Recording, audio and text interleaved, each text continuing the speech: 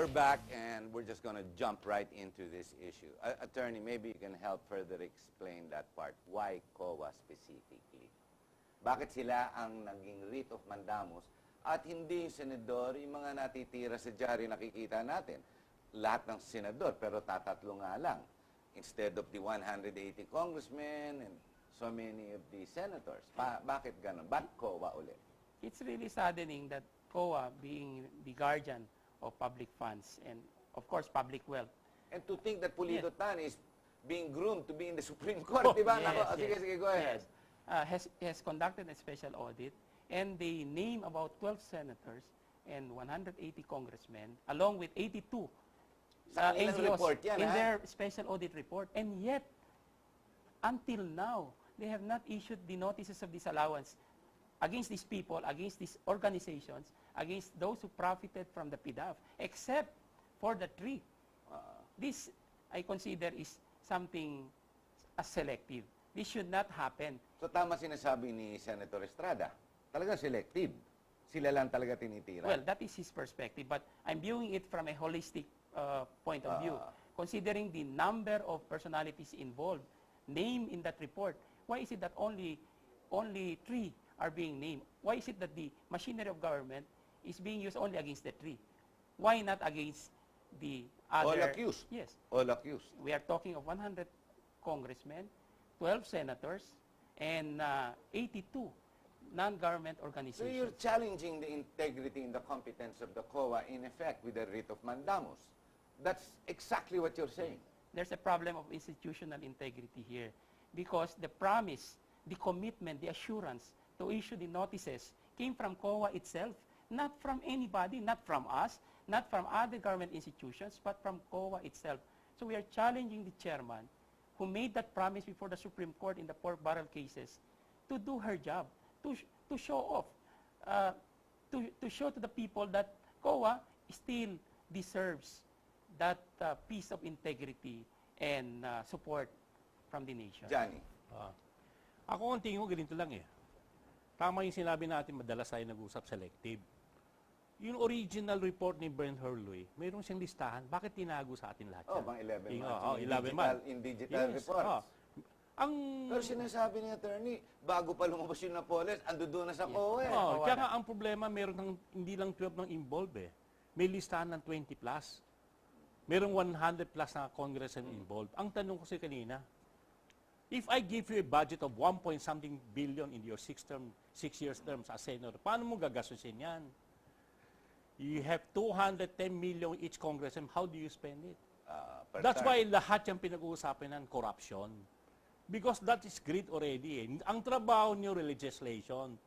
Pero ginawang hanap buhay ang pork barrel eh. Sila daw bahala ang gagastos para tumulong sa taong bayan in the name of the poor. Pero sinong tinatamaan? Buong bansa. Di ba? Kakabuis, kakatira, kakakanya. Kaya away ng pera to eh. If you look at the Department of, yung General Appropriation Fund natin, makikita mo billion. Kaya kasi sinabi ko, 2.4 billion. Yung sinasabi ni Atty. Luna, yung 6-point-something, sisiw yan eh. If you could look at the national debt in the last couple of years, sumipa tayo more than additional 3 trillion. Saan pumunta yung pera? Nakita mo yung kalsada, malumaki. Walang dagdag eh, puro pahirap. Puro gastos dito, gastos doon. Walang efficiency. This is a mismanaged government. Hindi na balansyado eh.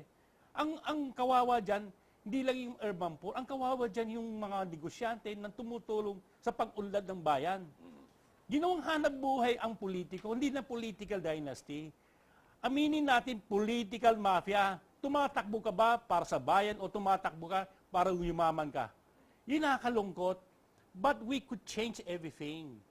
Kaya ito yung isang panawagan sa mga all Filipino. Help us join the fight, ostracize these people, or else we'll go to the dogs. Yung sinasabi niyo po, specifically, ang COA tinira niyo because doon nag-originate yung report. Yes. So before you even go after congressmen, senators, or even the executive, at least may pambasa, may nababasehan, parang gano'n. In terms of evidentiary value, mataas yung COA findings compared to the different rumors going around. That's why we are focusing on COA. Besides, COA has admitted that there was a systems failure in the use or nabasa ko na yun, implementation of the PDAF. So, why are we going out when all the clues, all the evidence, all the directions, the guides are there? So why is COA not doing its job? That's why So you're we are- going back to basics. Yes. Kesa kung ano akusahin mo, hindi, ito na lang, basahin mo na lang to. Yes. Ano na, ipit na lahat. Yes. Parang ganon. Report nila yon. That's their work. We are not here to persecute or prosecute COA. We are here to help COA. That's why we did it this way. We filed a petition. Dinaan namin sa legal course. Okay?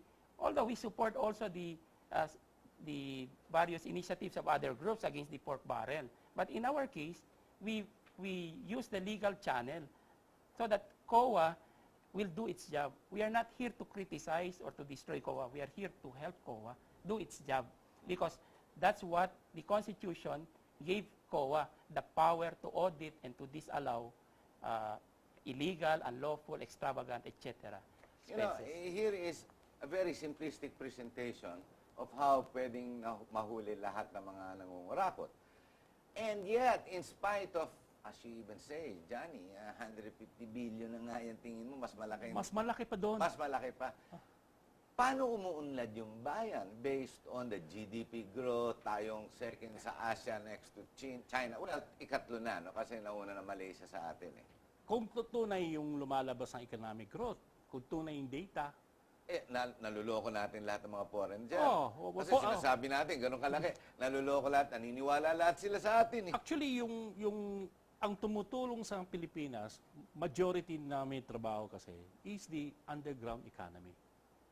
Pag wala yung underground economy, baksak na lahat yan. So in spite of all this graft and corruption, matibay talaga pa rin. Maski pa paano, Maswerte pa rin po. Maswerte pa rin. kasi marami pang negosyante gustong tumulong sa Pilipino. Ang problema ng ngayon ng mga negosyante, ang kalaban niyan, gobyerno eh. as Attorney Luna Yeah, was I've been saying. saying, like katulad niyan, pinataw ng value-added taxes sa mga homeowner na yung tinatawag non-profit association by the BIA. Bago na yung BIA. May bago pa ngayon. Yung dokumento mo, kailangan mo yung tago mo, yung sales invoice, lahat yung kailangan mo yung tago mo 10 years. Under the law is 3 years prescription time. Ginawa ni Kim Hinares ngayon, itago mo 10 taon or else di kita bibigyan clearance. Executive legislation yan eh, di ba? yes. Which is not allowed. May kasunod pa yan. Lately, kailangan yung BIR custom clearance. Tapos kailangan mo kumuha sa SEC ng clearance. Now, Tax clearance ang tawag no, doon eh. hindi. Sa SEC ipa po. Iba pa yun. Incorporate clearance na in good standing. Tapos kukunin kung sino may-ari, complete date by data. May kasunod po yan. Isang malaking problema ngayon. Di may lalabas ang SEC ng clearance up to August dahil backlog. The whole country is now filing. Sabay-sabay. Sabay-sabay po. So, nahihirapan yun. Kung wala kang clearance, paano ka mag-import? Apektado lahat ng importer. Yung ang pinaparusa, yung mga legitimate na importer. Makikita mo yung ginagawa nila puro kontra. Katulad yung nagpa-imprenta ng resibo. Oo nga. Lahat, nationwide yan. Billion. Biglang bago lahat eh. Billion. Binasura. Tama ba yun? Kaya makikita mo yung sinasabi namin, the tyranny of one. Alam mo, may kwento ang isang negosyante. 2 years na lang kayo. Ano malay mo, magbagong Pilipinas, we could get a good president that will really help the people and be honest. Alam mo, hiningi lamang tao katulad ni Atty. Be transparent. Kung talagang transparent, hindi na selective, buksan natin lahat ng pork barrel, lahat ng senator, including Pinoy.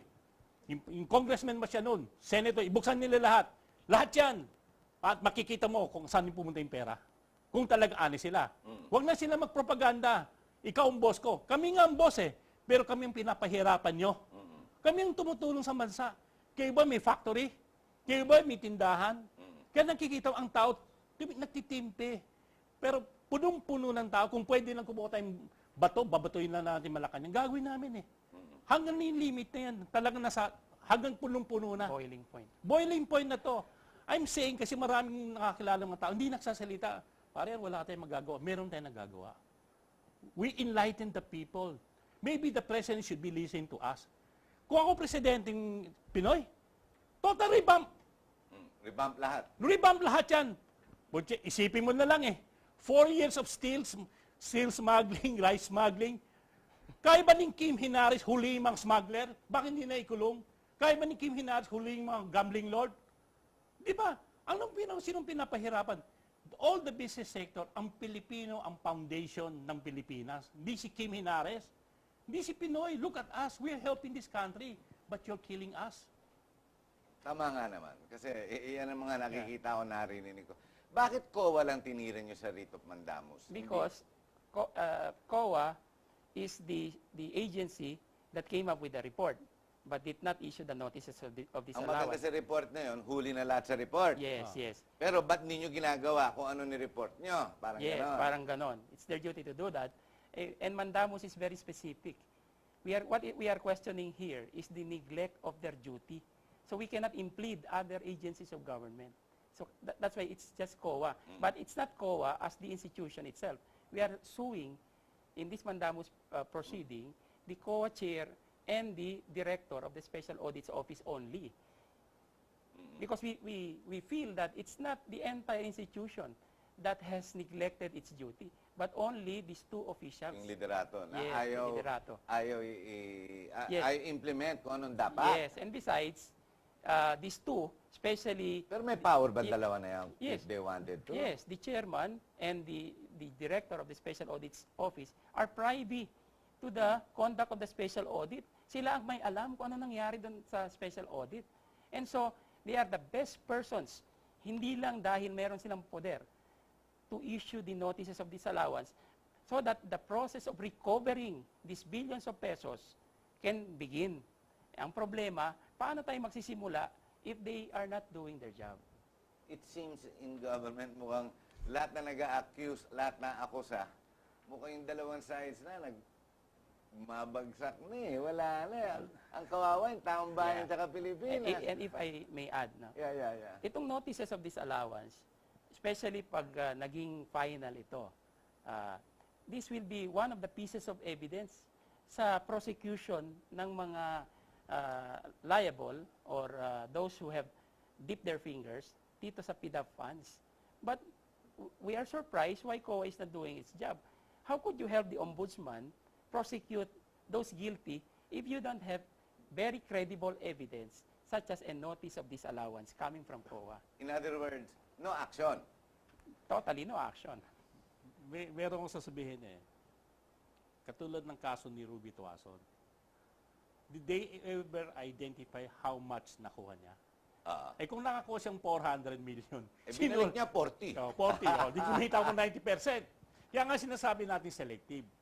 Yung 1,000 AK-47, tinitira mong PMP. Paano yung ampatuan?